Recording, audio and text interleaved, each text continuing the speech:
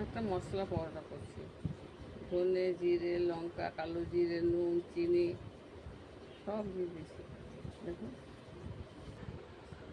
তেল দিয়ে দিছি, এত ডিম দিয়ে দিছি, এদের মশলা পরোটা করবো বুঝলেন তো।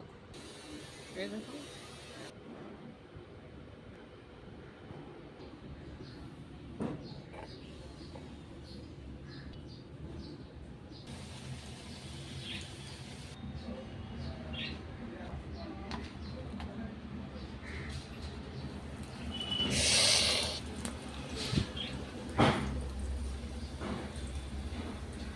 বন্ধ মা কলার পাওয়া গেল না, তোমার চন্দন বন্ধ, সুবল বন্ধ, আস্তে